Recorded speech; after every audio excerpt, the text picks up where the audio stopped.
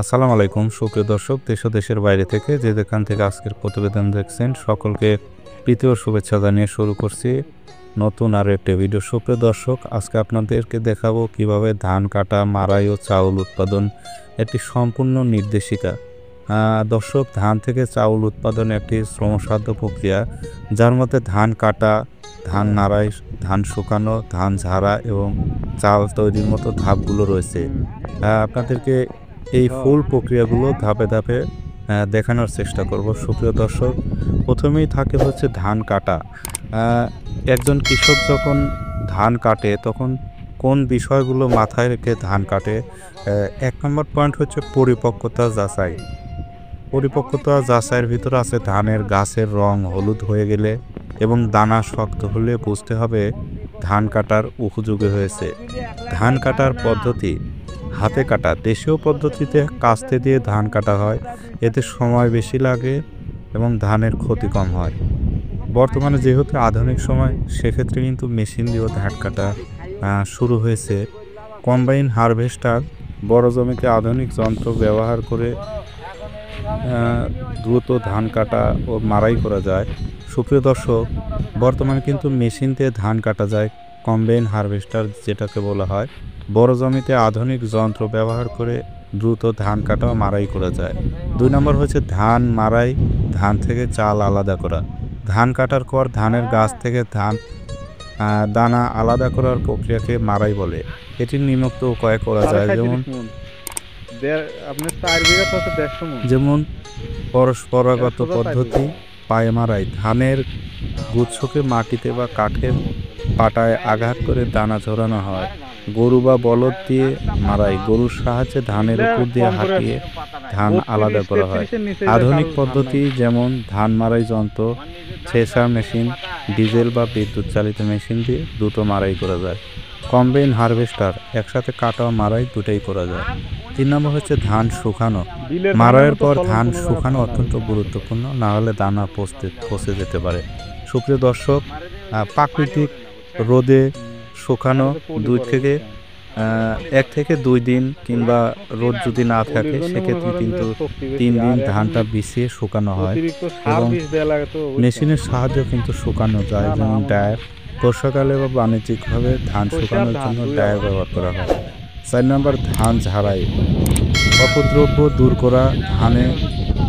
শুকনো ধান থেকে খড়কুটা, চিটা এগুলো কিন্তু আলাদা করার জন্য ধানগুলো ঝাড়তে হয়।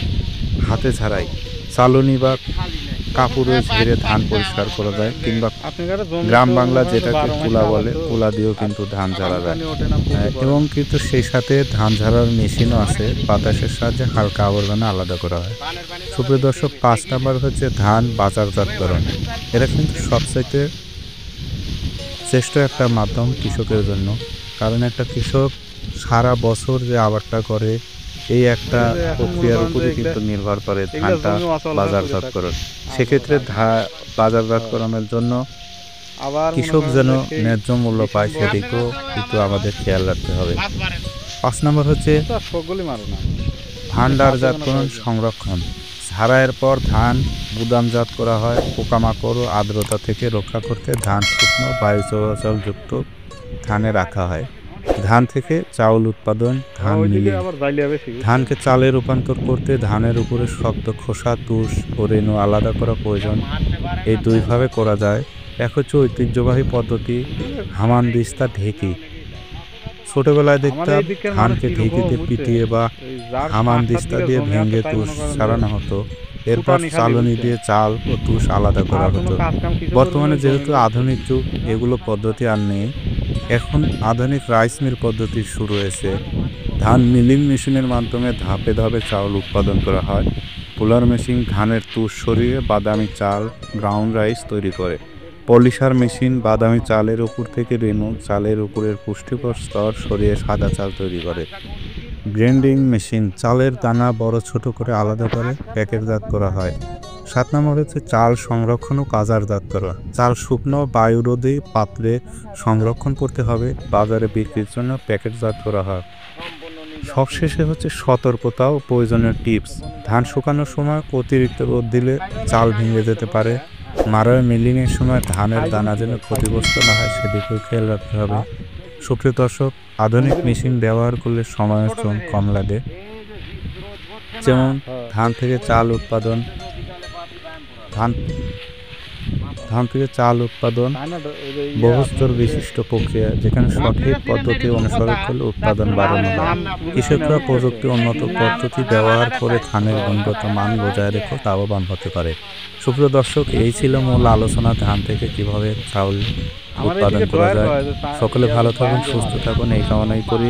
অবশ্যই চ্যানেলটিকে সাবস্ক্রাইব করে দিয়ে পাশে থাকা বেল আইকনটিতে ক্লিক করে দিবেন, যাতে পরবর্তী ভিডিওটি নোটিফিকেশন আসার সঙ্গে সঙ্গে আপনার কাছে চলে যায়।